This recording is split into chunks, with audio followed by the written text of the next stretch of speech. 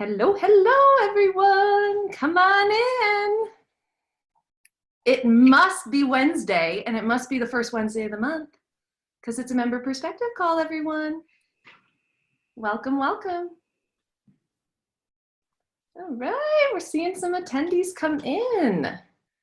Everyone, make sure you go to the bathroom, you get your water, you do what you got to do because we're going to be on the phone for the next hour. We'll get started in just a couple minutes.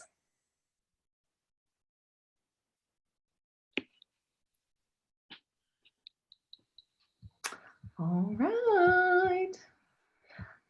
Awesome. All right, everyone. It's 7:01 in Mountain Standard Time. I'm out in Bozeman, Montana. Everyone, I am Maddie Roach. I'm XYPN's Director of Getting Shit Done. That still is my title. I am the Director of Member Services for all intensive purposes. And I have the honor and privilege of working with all of our wonderful members and hosting this call every month. You have found yourself on a member perspective call for XY Planning Network. That means you're interested in what our members are doing all around the country, and likely you might be interested in doing it too. We host this call every month, and we have for over 2 years to give you guys an inside look at what membership is like, but also the realities of what running your firm is like. I don't host this call, my colleagues don't host this call, our members are the spotlights in the VIP tonight. They are going to be talking to us about a topic I think all of us on the call have some interest in, and that's compliance. But folks, we don't have our director of keeping us compliant on the line. We have 2 members, and although they are chief compliance officers for their firms, they are not what they would call compliance experts. They are certainly experts at running their firms, and they are learning as they go. But tonight we are going to talk about the realities of what compliance is like in state registered RIAs. I know some questions came in about SEC compliance. We may get there, but we definitely have a lot of questions to talk to these 2 wonderful members about. First, we have Bill Nelson with Pacesetter Financial Planning, and he is out of Philadelphia, Pennsylvania as of what, a week or 2 ago? And he just launched over 2 years ago, almost 2 years ago, November 2016. And then we've got Heather Townsend out of Kirkland, Washington, who is running Townsend Financial, and she just launched in February of 2018. So that registration process is clear in her mind. Per usual, we do have our chat section available, or a question and answer section available, pardon me, where we want you to submit questions as we go. I have a number of questions I'll be asking these wonderful members, but I do want you all to submit your questions so we can ask them in live time. I'm going to start with some softball questions, and we will go probably up until the hour, but I promise to wrap up beforehand. Chat is disabled for our participants, but we are throwing into the chat some really great links for you guys to connect with Heather and to connect with Bill.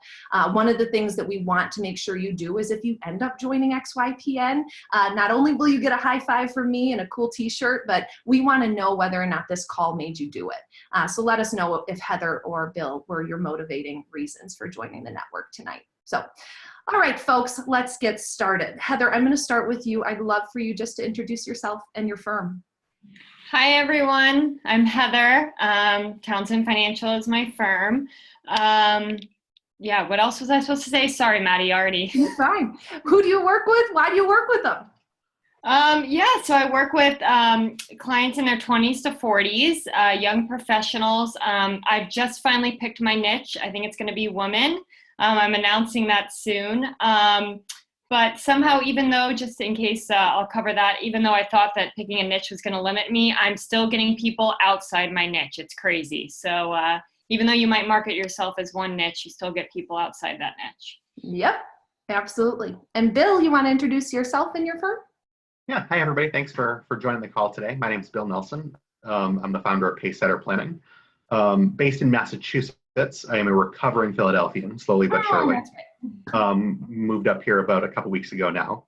My niche for the better part of the past couple of years since I launched in November 2016 has been engaged in newlywed couples, being one myself.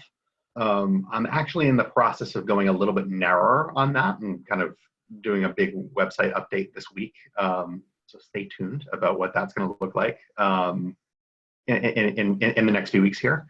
I am kind of, I agree with Maddie's assessment. I am not a compliance expert, but I am a compliance geek. I get more enjoyment out of this than I think most sane human beings do. So if you have any questions, certainly love to chat about this stuff. Good. Yay. Awesome. Heather, going back to you, you want to just let some of the audience members know about your professional background. I know it's impressive. Yeah, so when I graduated from college, I was torn between whether it be going into finance or going into accounting, because I had an accounting major. And my mentor said, go get your CPA because you need that public accounting experience. So I did it. I worked in the big 4 accounting firms, worked those 80-hour weeks, crying because I couldn't do my laundry on a Sunday. But then I left after about 3 years getting my CPA and went on to advise real estate developers on their projects and how to maximize cash flow in their business and outside of their business and what to do with it. And during all of this, all my friends who are way more fun and creative than I am were coming to me with questions because they weren't in it in their daily life about finance. They didn't know, how to even make a budget or how much to pick for their withholding or what to do with their 401k. And so after much of their great support and seeing how I've changed their life with everything that I was advising them, I wanted to help people, not just the wealthy get rich anymore. I wanted to help my peers. And I saw a huge need, so I launched. Wonderful. And you also are CFP? Yes, CFP as well. Wonderful. And Bill, how about you? Where'd you come from? Yeah, so I don't know if this was planned or not, but I also started my career at a big 4 accounting firm. Not so much on the accounting side, though. I was part of their consulting group down in DC, primarily working with government financial clients. Started off doing some compliance oversight for the wind down of the TARP program, for kind of lingering from the bailout back about 10 years ago or so now. Eventually kind of found my way to a sweet spot, working to help the Small Business Administration administer a $25 billion loan portfolio. That was where I first kind of started working with investors and things like that. Again, it was more on the corporate side rather than just a person or a family. But really enjoyed that experience, learned a lot from it. There were some compliance components to that as well, given that government programs tend to have a lot of those sorts of requirements. Made the transition to more the kind of individual financial advising, if you will, in mid 2015. That was what prompted the move up to Philadelphia. Started with a well-known national broker-dealer. Stuck around there long enough to know that I loved the industry, but really did not like the broker-dealer environment that I was in. So from there, kind of took a few months to get things together and get married in between, which is not something I recommend, starting a business and getting married in the same month. But I did it anyway, and I'm here to tell the tale. And so that's kind of how I got here. Yeah. Wonderful. I'm always amazed with the number of members who move, have babies, get married, and do all these other things while you guys launch firms. Heather, what was compliance like at the accounting firm? I didn't know. I mean, honestly, it was all behind the scenes. Someone else was handling it. I just had to do the tax work and get it out the door. So, I would say I didn't really handle compliance. Yeah. Bill, did you handle any compliance at the accounting firm? I did for our clients. So it was a little bit different and not, the rules and regulations we were looking at weren't tied to anything that I do today. But it did teach me how to take a long, dense regulation and make it actionable. So I think that the skill set transferred, but not necessarily like just the compliance environment as a whole. Sure. How about at the broker-dealer? Still me? Yep. Yes. Okay. So that was a whole other ball game. I got scolded a couple times in my first kind of onboarding training. Right, they were teaching us how to steal socks over the phone, and I thought it was a joke, and about kind of the disclosures we needed to add and all that.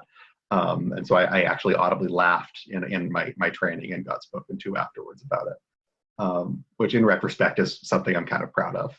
But overall, had somebody looking over my shoulder all the time. we were very, there was no sort of creative license whatsoever. If you're in that sort of environment now, you know exactly what I'm talking about. Really what was the final straw, and this kind of happened in my final month or so, was I got asked to come into a group of realtors who are all self-employed to talk about options for retirement planning when you're self-employed, SEP IRAs, simple IRAs, those sorts of things. And it was basically asked to come in to do a 20-minute presentation. We had an hour-long presentation. My firm did, and so I called them and I said, I want to condense this down to 15 minutes. I'm just going to speak to those slides. Is that okay? I'm not going to edit. You have your script. I'm going to follow it, but I'm just going to use a portion of it. And I was told that it would not be a good idea for me to go in to speak to this group of realtors because the presentation that might not be relevant to everybody there. To which I replied, okay, well, they asked me to do it. So either I'm going to tell them that our brand is not going to allow me to do that, or I'm going to, you tell me. And I was out the door within a few weeks of that.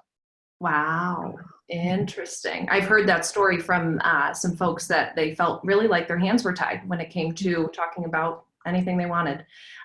Heather, as your friend started to approach you and as the seed was planted to start your own firm, what, if anything, did you know about compliance at that point for state registered RIAs? I literally knew nothing.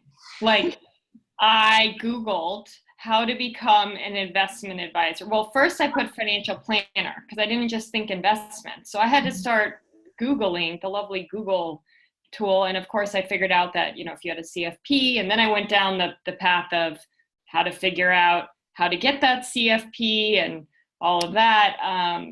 But yeah, I really did not know anything. Yeah. Bill, how about you? As you started to think about what your next move was, did you know about how to get registered?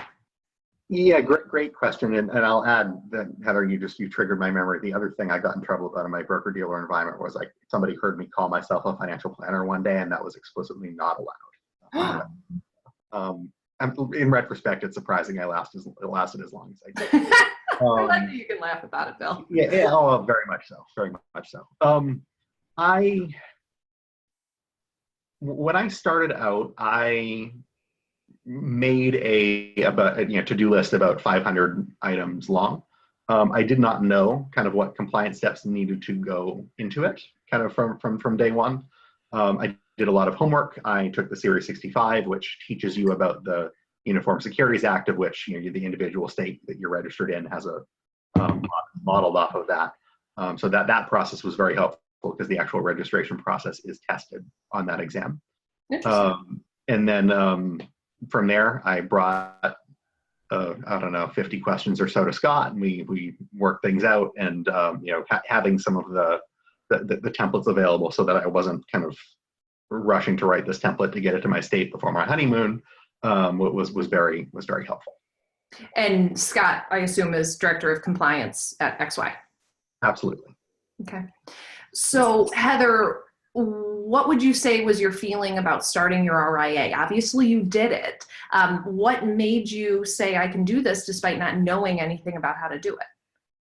Well, I found some CFPs and financial planners in my area that, just looking on Google and on the website, that were kind of doing something similar. And I noticed that a lot of them had something in common. They were all members of XY, or I saw on one of them that they were a member of XY. And then that's when I found XY, and I realized that you could get help with it there. That's kind of what one of the member benefits was. So I think I didn't even know what I was getting into, to be honest, when I decided that I wanted to go. I had no idea. Just like when I opened the compliance manual that I had to write and realized it was 50 pages. Once I was registered, I had no idea what I was getting myself into. But I think when you're determined and you are willing to go after and find those tools and resources, you can do it. And so that's kind of been my motto, and knock on wood, it's been working out. But I think my biggest thing was just XY was, a huge help in that, because I didn't have any experience with dealing with compliance before. And obviously XY has the compliance expert and templates, and it made it much more turnkey. Good. And Bill, going back to your broker-dealer experience, did you ever feel like compliance may just keep you from doing this and starting your own firm, or what were your feelings about it? I didn't, although maybe I should have. When I look back on that time in my life, I was sick of people who, looking over my shoulder, right, who I felt were trying to manage me in a way that intelligent people don't really need to be managed. And so I looked around. I thought to myself, getting clients is the hard part of all of this, right? I've been living it in my day-to-day life in the broker-dealer environment. There's a lot of other stuff that needs to fall into place around that, but that was very much my thought process. Is if I can show and I can get clients, and I was particularly attracting some younger people even back then. I can learn the rest of this stuff, and so it was. I put a lot of time studying during those few months, and even for the first several months I was in business. Some of which was the financial planning stuff. I'm still not a CFP, although we're getting there. Right. So I spent some time doing my homework on that end. Compliance is just another part of it. It was a lot of legwork up front, kind of putting the pieces together as I go. I think my compliance program now is infinitely better than it was a year ago, and it's just something I'm continuing to evolve on. Wonderful. I hear from members coming from the broker-dealer world that they're so scared of compliance. So I really admire those of the folks leaving the broker-dealers, that they don't let compliance weigh them down, because I think what you both have found is compliance is it's there, and it's just not as hard as so many people make it. Heather, talk to me about your registration process. You came in kind of blind. Did you learn what was the process for those 8 to 12-ish weeks that it took to get you registered? What were you doing to learn about compliance? Well, it's funny. I'm finding that Bill and I have a lot more in common than we knew, but I also had just got married, and I really wanted to open. Like I had come back from my honeymoon, and that was when I knew I was going to launch my firm. So I came back like guns blazing after my honeymoon, after being on the beach for like 2 weeks, and I was ready to go because I was fully refreshed, and I wanted to get registered right now. Like I was ready, and so I went through XY, and I knew XY offered like the compliance help. One, you could pay more to have it done rushed, which of course I did because I was just way overexcited. And I really wanted to open by January. That did not happen, not just because the state takes a long time. And of course, I tried to launch right when it was also the ADV renewal period for most other RIAs that have been established. So it was really bad timing on that side of things. But, it was more like, I knew it was more like Scott would come, or it was actually Travis I was working with, who works with Scott, but he would ask me questions like, what is your pricing? So, I mean, it really helped me also figure out, like, if I wanted to open in this time, I had to make these fast decisions. And it was just, I would give the decisions, it would go in they'd write it up, I'd review it, and then off it got registered, and they nicely we would go back and forth with the state, asking when they were going to get to it, and then when they did respond, I got help with responding to their questions, and then it's a big celebration when I was finally registered. But it did not take, it was like 8 to 12 weeks. I think it ended up being more on the 12-week end. So tip here, if you do want to get registered, start now. Don't wait until like October or November, because that's when all of us that are already registered are also submitting to the state to do the new ADV filing or renewing, which I haven't done yet. So, but you know how that goes. But yeah, just another tip to throw in there. Yeah.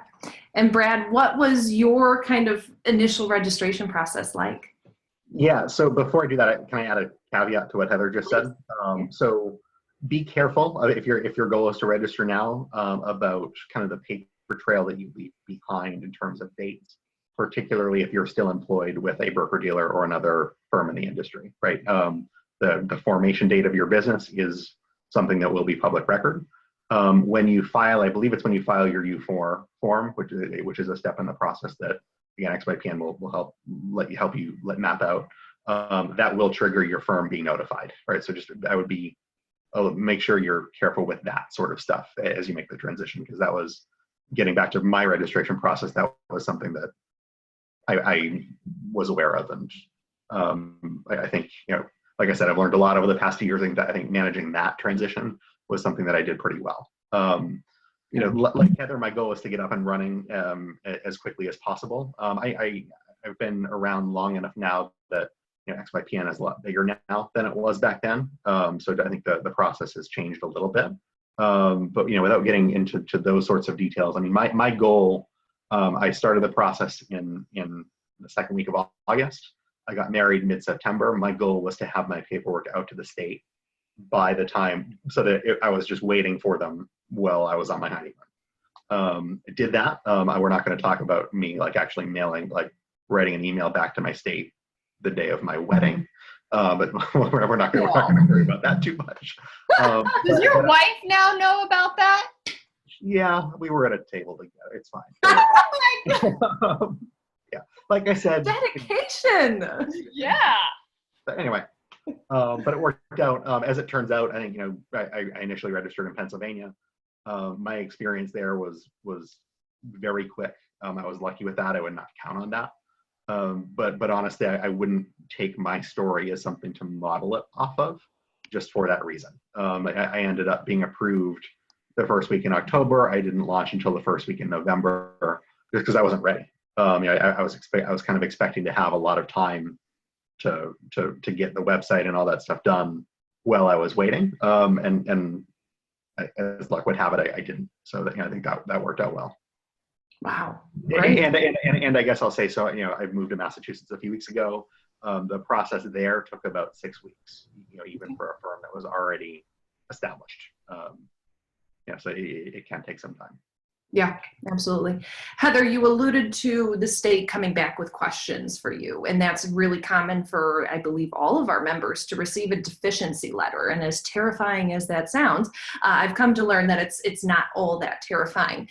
Heather, do you recall kind of what the response was and how you handled it? I know our team helps you with that, but what's your recollection of getting that deficiency letter? I mean, of course, I was like, more steps, or oh no, and I can't say I liked all the questions either, but luckily I think with having compliance people to ask, compliance experts, they were able to just write the responses, so it actually made it pretty easy. Some of them weren't a big deal. I think the harder ones was more on the fees, and then I finally had figured out, now that I refiled a new ADV, I figured out what my state was looking for with the terms. It's a lot of terminology I'm learning too, and it was just actually putting in a sentence that it's more based on my hourly rate is how I'm coming up with the complexity aspect of it. It was something like that, but I did not know the right terminology at that time, or stuff like that. So, but then once I figured it out, it's really not so bad. And as I'm going along, you do get more confident, or I've learned to just call my state directly now if I have a question, and they talk to me, which is great. So that's been helpful too. Great. That's great advice. That's really good advice. I know we warn against kind of calling the regulator during the process, but once you're up and running, you are the representative of your firm.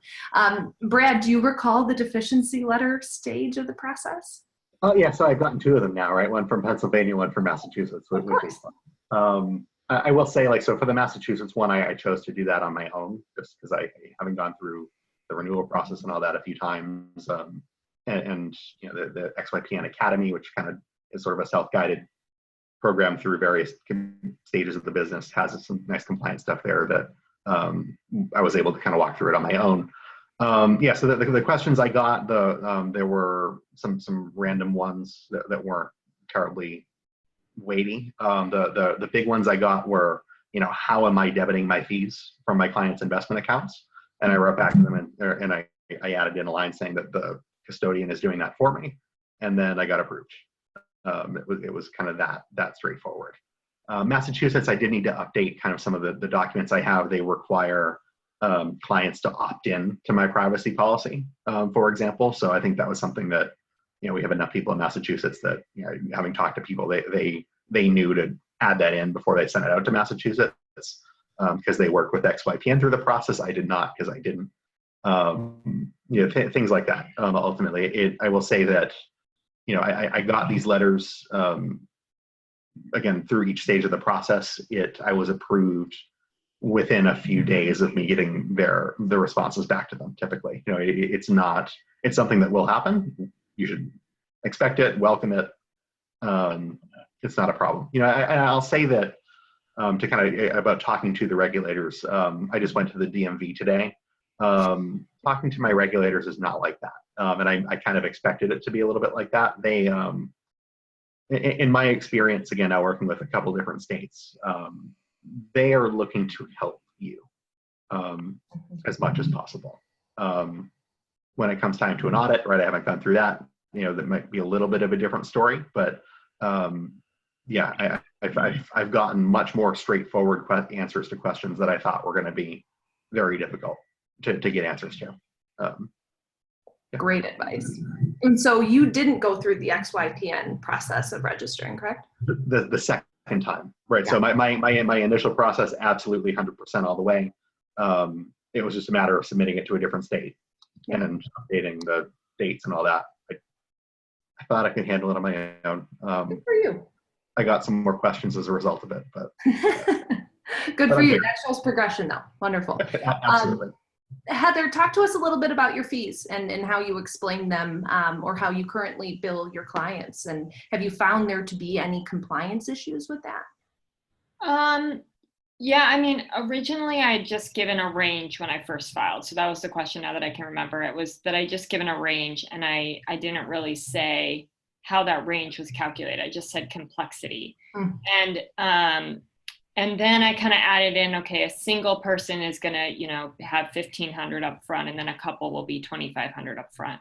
Well, then as I'm operating, and for XY members that are on the call, or if you're about to start, you'll learn that you change your fees. That's just going to happen when you open. So I've already changed them again, but I realized that even couples can have a range, and even single people can have a range. So I now added in the terminology of just that it's based on how many hours it's going to take me to, prepare the work. And then the regulars seem to be really happy on that, as long as there's an hourly rate mentioned in there, so that they just know you're kind of fairly charging your clients between each other. So great. Bill, how about you? Have you run into issues with your fees? My fees are ever evolving. I still don't feel like I found the right way to set this up. I'm getting there slowly but surely, but I do have kind of a radical idea that I'm thinking about playing with. As far as the compliance end goes, custody is a concern, from a compliance perspective, about whether or not in being able to debit client fees, either from a checking account or from a credit card or from an investment account, right? The degree to which you have control over those funds. As I mentioned, when I registered in Pennsylvania, the biggest thing that came up was, how are you debiting, particularly in the investment fees? And they basically said that, if I tell the custodian how much the fee is, they debit it for me.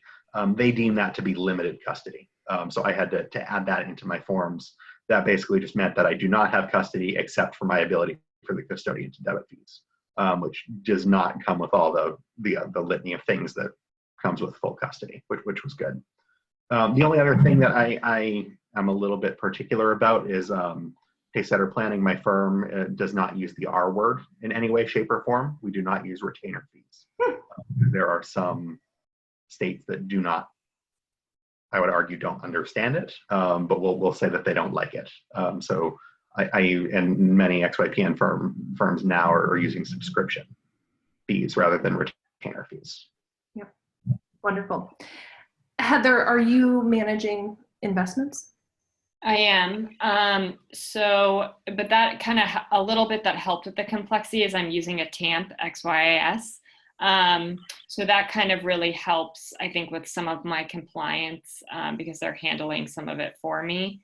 And I did that so I could scale in the hope that I have so many clients one day that I am going to need more hands on deck. And that was a great way for me to scale, to have that kind of be outsourced. So I don't really have to write an investment policy, for example, with my clients. I can just kind of recommend a model or a portfolio, email it, get them to approve, and I'm good to go. Whereas what I've heard is that if I was managing assets just by myself, I would have to be writing that investment policy, and there'd probably be a lot more compliance matters that would go into it. But I think it eased up my my ADV quite a bit. Good. Bill, I saw you nod at that mention. What's your experience? You manage investments? I do. I would disagree with Heather a little bit that using a TAMP would lessen your compliance concerns because in using a TAMP, you are responsible for compliance oversight of the TAMP. So, my opinion, only my opinion, I don't use a TAMP. I built most of my investment business on not TD Ameritrade's platform, which tends to be the one that is open architecture enough to use TAMPs. I use motif investing for a lot of it, and I have a very, very love-hate relationship with that platform that I'd be happy to chat with in more detail. With some folks, I am starting to onboard some folks to TD Ameritrade. But yeah, I don't know what else would be good there. We did have someone ask that question, the difference between you choosing investments versus outsourcing portfolio management. Any comments, Bill, about compliance requirements in regards to deemed custody when moving funds between clients' investments and bank account? Sorry, run that by me one more time. Any comments about compliance requirements in regards to deemed custody when moving funds between clients' investments account and bank account? So custody is for the custodians, right? And so you want to limit your ability, or I'm sorry, ideally you would want to completely cut off your ability to take your client's money out of their account in any way, shape, or form. If your custodian sets up a sweep to invest $500 a month and they drags it from their checking account to their investment account, to my knowledge, no state has raised a custody issue on that. That's one of those ones that I would add, kind of talk to your regulator about it. But custody is triggered by your ability to access clients' funds, right? If you could, the one that I see in here people get tripped up on is having usernames and passwords to clients' 401k accounts, right? I've had clients try to give me theirs. If I was to take those and log them in, right, I could, in theory, change the address of record and cash out their 401k account, right? So that sort of thing would trigger custody. I think just setting up sweeps back and forth should not. But again, that's a question that would be great to quickly run by whoever regulates you. Yeah, great. Let's get into what you guys are doing for compliance nowadays. So approval came and went, and then you were officially your chief compliance officer, the hat that many of you like to avoid putting on. Heather, once you were approved, what was your plan, whether or not it actually happened? What was your plan for your compliance program? I have it on my calendar every first of the month. It is a reminder to do my books and my compliance. And what that entails is, just doing my QuickBooks. I need to have adequate records there.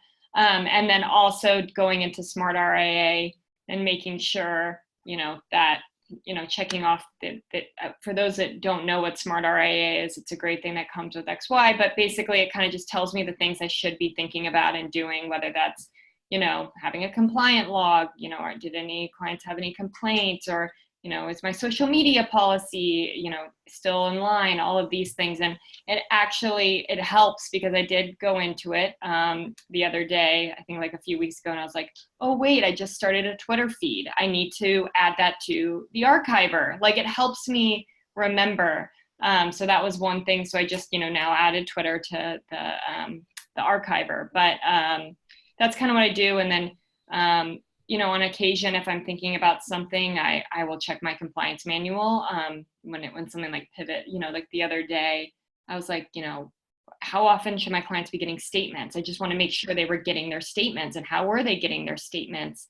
And so I went right back to my compliance manual. So, that's what I would say I'm doing. And the other important thing is, if you get clients outside of your state, knowing just kind of when you have to register. So it's good to kind of have a spreadsheet of what state all your clients are in. So for example, I got my first client in Texas, and I realized that Texas didn't go with the de minimis rule. So I had to learn. That was my first filing by myself. So that was really exciting. I was really proud of myself. Of course, I used XY resources, but I still did it on my own completely. But that's kind of just what I'm doing. It's more like I try to do it once a month to kind of just do my books and my compliance stuff. And just keeping track of where my clients are in every state. And then I think I'll be coming up pretty soon on doing that ADV update. And like Bill, I swear we're more and more similar. I'm moving too, so I have to figure out how to do the whole move the company filing situation. So great, we'll talk. Yeah, I think we need to talk. So yeah, I think I have to have a foreign LLC now or something. Luckily, my husband's an attorney, so he's kind of handy. But yeah. Woo! Awesome. Bill, what is your compliance program in a nutshell? Yeah, absolutely. So I'll give kind of the steps that again, some of these tools are new from when I started, but if I was going to start today, here's what I would do. Step one, write a compliance manual for your firm. Heather alluded to it. XYPN has a nice compliance manual template. I downloaded it. I basically read through the stuff that was in the template, thought to myself, does this apply to me or does it not? I deleted some things. If not, I just kind of updated the dates and all that for it. Took that as my compliance manual. Step two is a breakthrough I had a little bit later, but I would actually do kind of first thing now. It was maybe 3 months after I launched, 9 o'clock on a Friday night, and I was doing what all the cool people do, and I decided to actually pull my state security law and read it. Great Friday night, highly recommend it. What I did and what I kind of learned through that process was that I should be kind of lining up my compliance manual to that, right, rather than just kind of the template, Uniform Securities Act. So I went through and I updated frequency of reviews, things like that. I paid attention to the documents that the state was going to look for if and when they audit me someday. And that's something that I think you should be asking any state that you work with. They have a list of that. Get it from them. And make sure that compliance manual kind of reflects all of that stuff, right? It's not difficult work, but it is something that will take a few hours. So just take the time, build it right the first time. And then step three is to log into the Smart RIA platform that Heather mentioned, which essentially allows you to take the tasks in your compliance manual and schedule them electronically, so that you have a record. You can log in the month of July and say, okay, great, I need to do these 5 reviews this month. And you can comment on them, you can check them off. I love Smart RIA. It's become one of my favorite tools in my business. I don't use it as much as I should. And I use it a lot more than my people in my study group and things like that I've talked to. I think it's very underutilized, and it has been a lifesaver for me. So I'm going to give that a heavy plug. Whether you're joining XYPN or not, this is a software that I believe is available outside of it. You should be using it regardless. And from there, right, you just follow the schedule you laid out, right? You took the time to build it, go ahead and follow it, document all the things that need to be documented. And beyond that, compliance becomes pretty easy, right? Once you've laid out, once you've taken a few hours to figure out exactly what you need to do it. It's really not too bad. I almost treat compliance at my firm as like another client at my firm. I have my clients that pay me, and then I have my compliance client, right, where I set aside some time every month to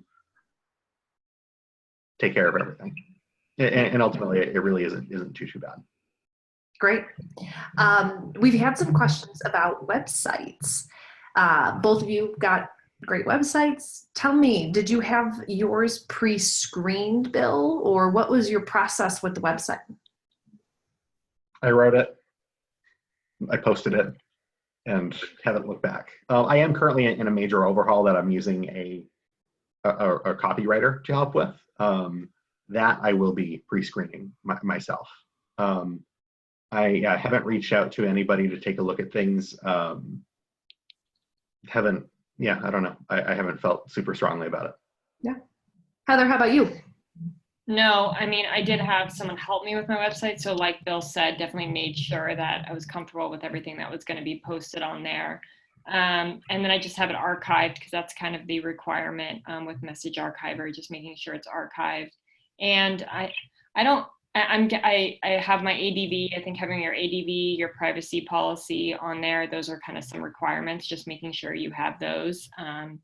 You know, what state you're registered in. As long as you have those like must-have disclosures on there, then you're good.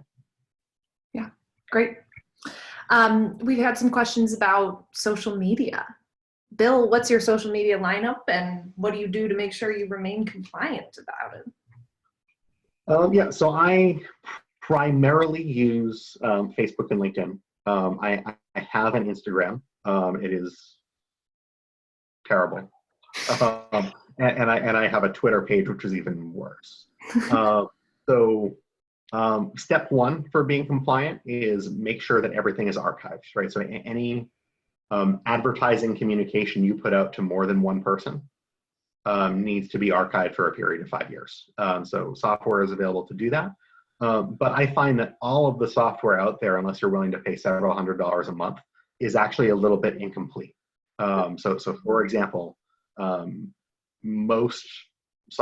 looked at almost all of them, and most archiving software does not give you the ability to properly archive your LinkedIn profile, your personal LinkedIn profile page. You can archive status updates and things like that, but what it doesn't capture is the messages, right? That you can send to people. Luckily, LinkedIn gives you the ability to download that full read-only archive. So I do that every other month. Not too bad. Instagram is not something that is recognized by financial planning software as something worth archiving because I just don't think there are too many people on it. I have it set up somehow. I wish I could tell you how I did it. I'd have to go back and take a look so that every time I have a post come up, like the 3 times a year I do it, it gets copied on my email, right? So the post is archived in my email. So that really is the compliance component. I find if you think through things, make sure that the stuff that's on your page is pulling through, then, and if it's not, finding a workaround, like I have a few different times, it's not too bad. And then if your question is about content, like how do I make sure the stuff that I put on social media is compliant? My general approach to that is don't be an idiot. Honestly, like that stuff is not that hard, and it's fairly common sense in my view. Mm-hmm.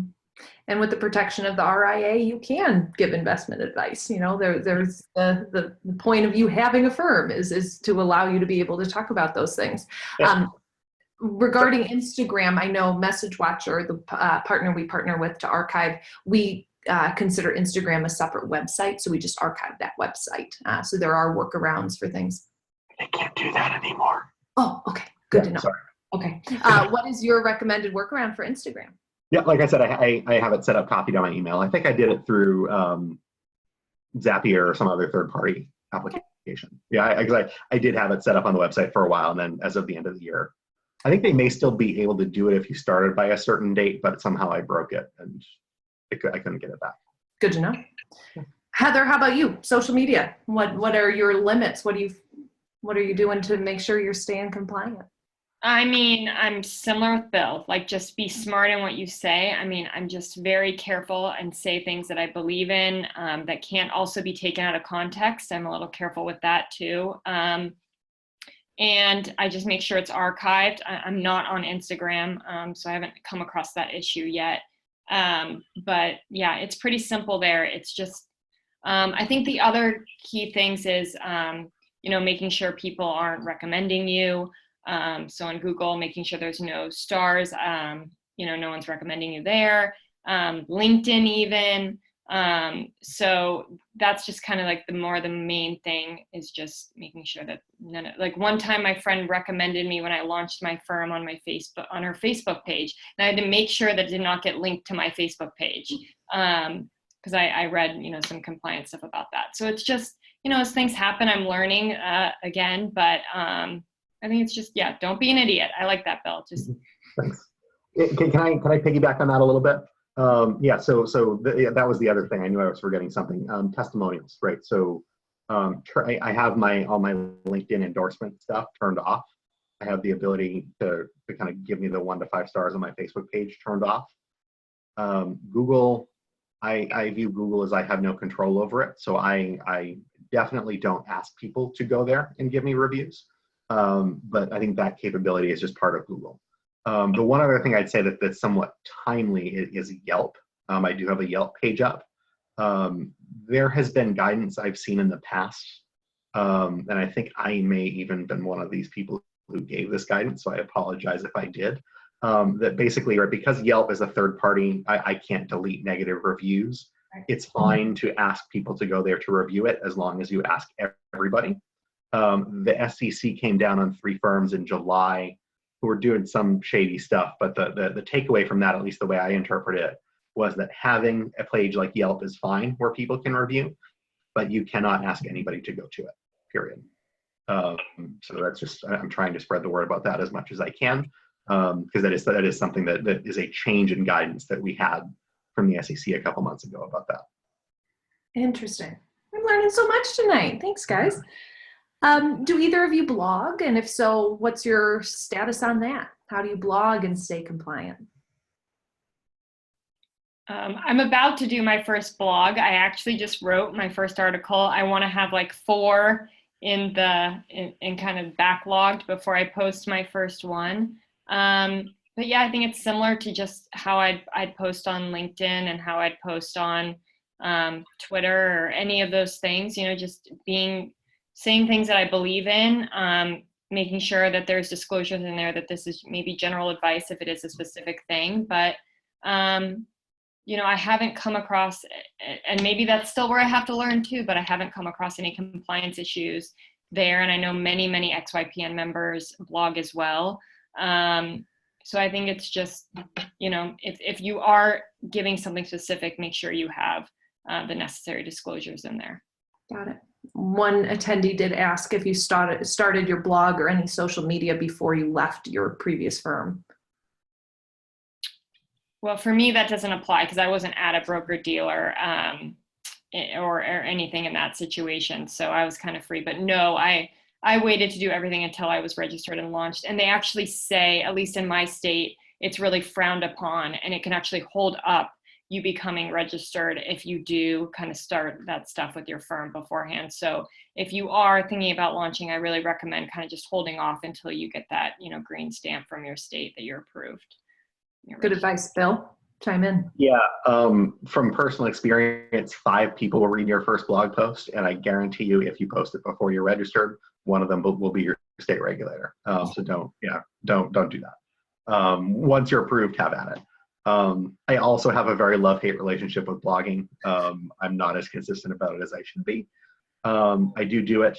So a few kind of policies I just have for myself on that.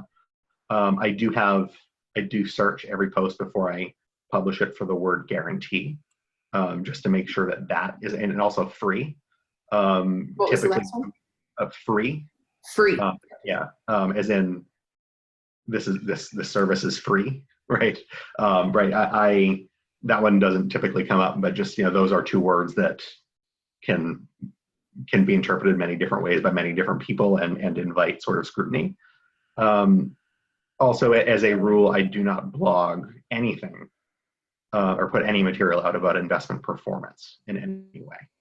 Other than that, I actually don't feel strongly about and I don't really think you should layer blog posts with disclosures. I think if you're talking about your experience or people like you or people like the people you help, I don't think it's a bad thing to get too specific. But yeah, again, my opinion. Sure, good advice. How do clients pay you? We had this question just pop up.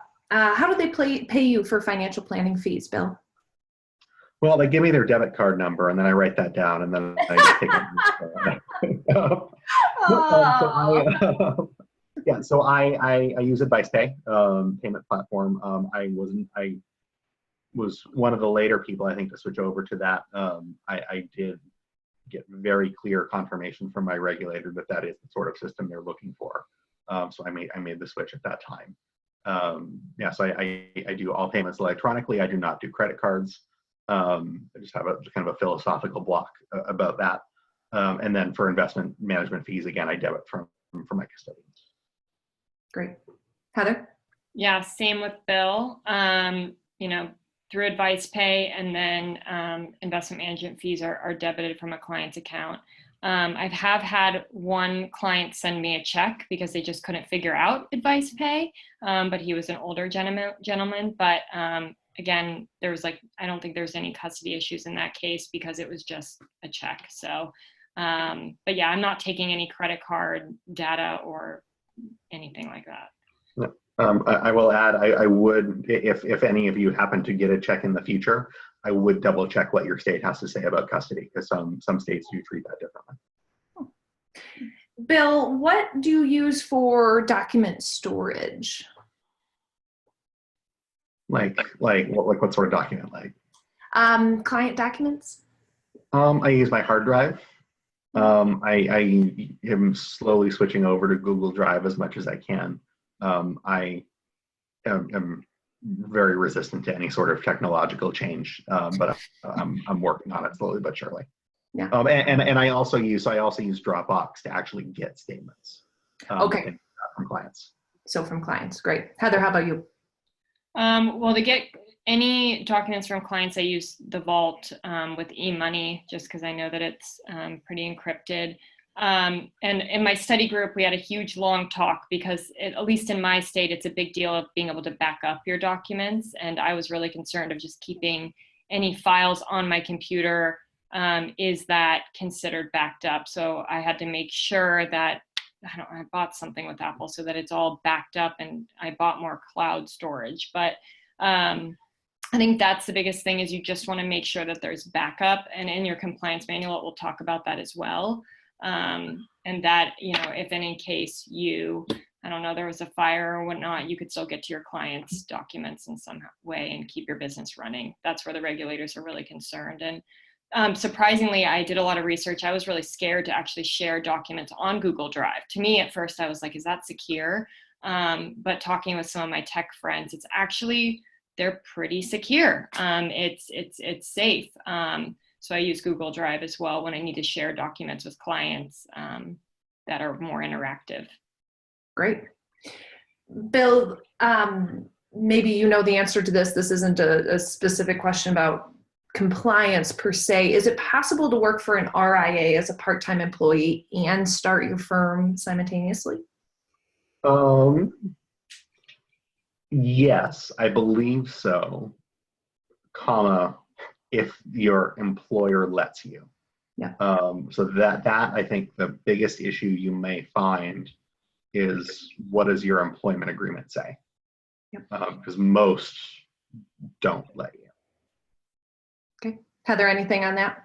Yeah, I actually, during tax season, when I was starting my business, I worked part-time at a CPA firm here. I called that like my little side hustle, and it just needed to be disclosed in the ADV that the amount of time that I worked during the week. And again, just to add with the ADV, we didn't mention this, but one thing that I've put in my practice that I like, that's made my life a little easier, it's really important that your clients always have your ADV, or that it's been shown that you've given the ADV. That's one thing the regulators are really big about. So in my DocuSign, when I give my clients either the investment advising agreement or the financial planning agreement, included in that whole entire package is the ADV and my privacy policy, so that it if the client signed the agreement, the ADV is already before the agreement. So it already shows that it was delivered to them and they were able to see it. So that's one thing I would definitely just want to touch on as a great little tidbit when you're setting up your firm in DocuSign, just have your ADV and privacy policy go with your investment advisor agreement or financial planning agreement. Great. This is chock full of all these great little pieces of advice, and we're down to the last 5 minutes. So we're really going to get into those last nuggets of wisdom. We're not quite done. We will use every minute.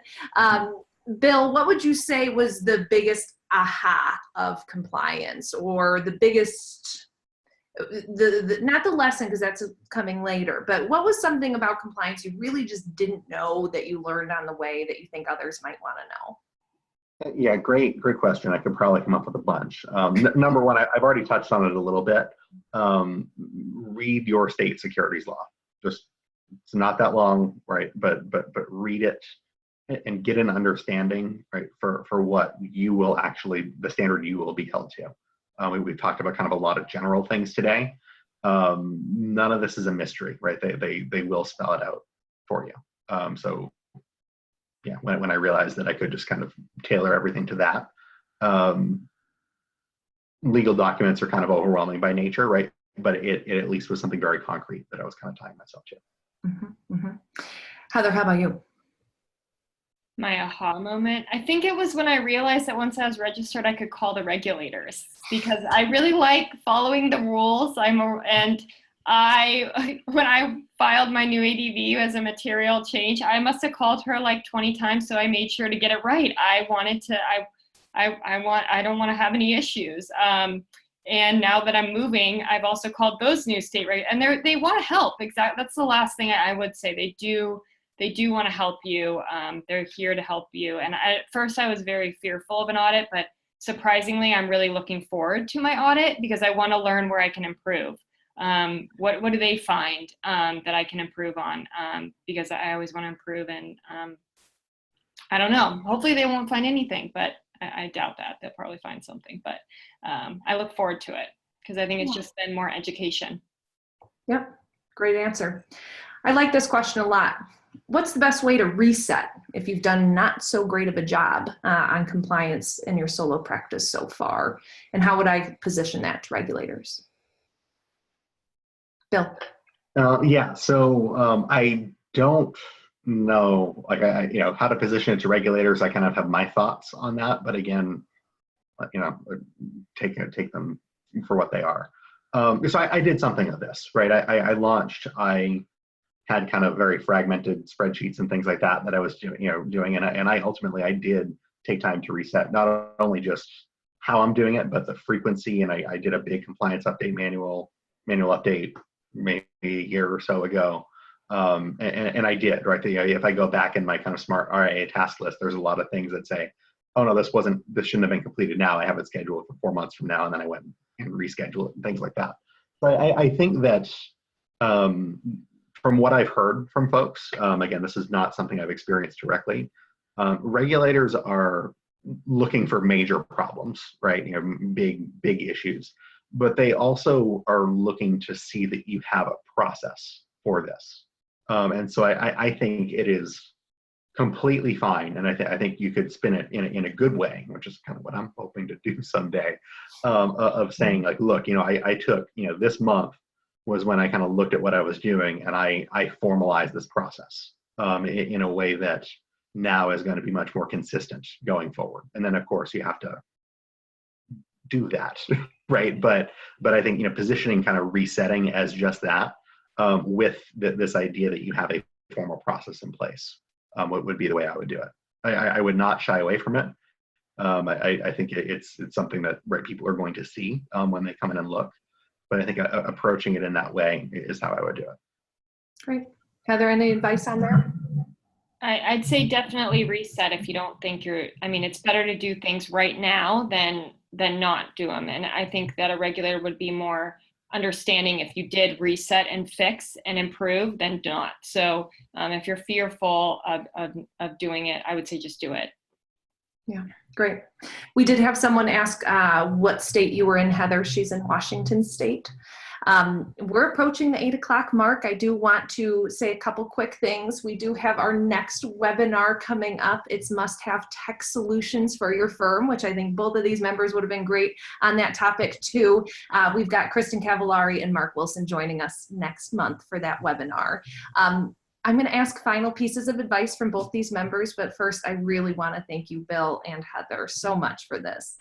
You're both just fabulous members, but tonight was so enjoyable and really, really filled with good information, I hope, for all of our callers. So Bill, any last minute of advice for the folks on the fence of either starting their RIAs or for folks with RIAs? Any words? Yeah, you're really lucky I'm not here for the tech talk, I promise you. But yeah, no, honestly, it was not 2 years ago. I was kind of going through this process for the first time. I remember what it was like. This is something that's manageable. I am more than happy. My email is up there in the chat somewhere. Shoot me an email if you have some specific questions or concerns. I remember what it was like at that stage. Happy to talk through anything that you're running up against. Per usual, our members and again, don't be an idiot. Right? That's my final piece of advice.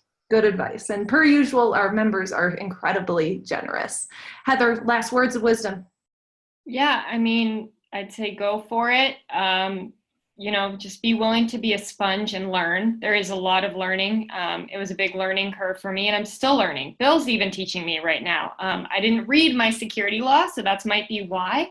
But I would just say, you can do it. It's doable. I at first, when I saw the compliance manual I had to write, I was really overwhelmed. But now I actually went and reread it back a month ago, and I was like, wow, I feel like I got this a lot more. Just even being up and running and kind of already things I want to change and improve. And you will, you're going to improve. Also email address is there. If you have any questions, happy to help, or anyone. Wonderful. And be sure, folks, to let us know if Bill and Heather were the reason you joined. Thanks again. This means we're done with tonight's member perspective call. Meet me back here next time, this time next month, for must-have tech solutions for your firm. Heather and Bill, big virtual high five from me and the rest of the XYPN team. Thanks for being great representatives and servicing your clients the way you do. Happy to be here. Great. All right, everyone, go enjoy the rest of your Wednesday night. See you back here next month. Have a good one. Bye-bye. Bye.